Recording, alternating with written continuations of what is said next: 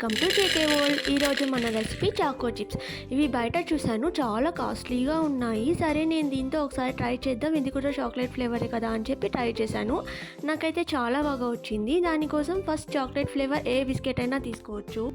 నేను ఒక 12 బిస్కెట్స్ వరకు తీసుకున్నాను. ఈ బిస్కెట్స్ని చిన్న చిన్న ముక్కలుగా చేసి గ్రైండ్ చేయాలి.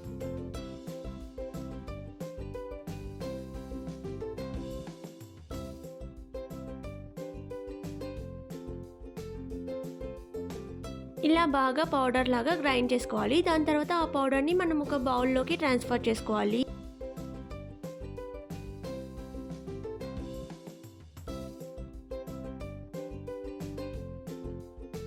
దాంట్లో కొంచెం కాఫీ పౌడర్ అండ్ కొంచెం పౌడర్ షుగర్ వేసుకొని కలుపుకోవాలి. తర్వాత వాటర్ని వేసుకొని చిన్నగా మనకు సాఫ్ట్ కన్సిస్టెన్సీ వచ్చే వరకు కలుపుతూనే ఉండాలి.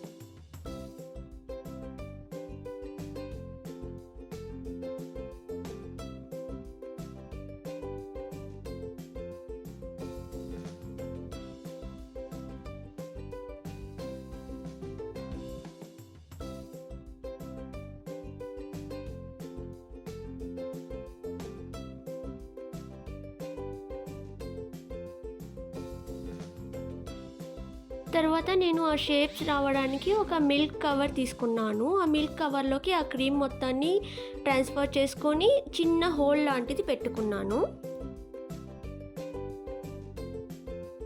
తర్వాత చూసారు కదా, ఈ షేప్లో వేసుకొని మనం ఎండలో ఒక 4 to 5 hours వరకు ఎండబెట్టాలి. తర్వాత మన చాకో చిప్స్ రెడీ. మీకు నచ్చితే like, share and subscribe my channel. Next వీడియోలో మళ్ళీ కలుద్దాం. Bye bye.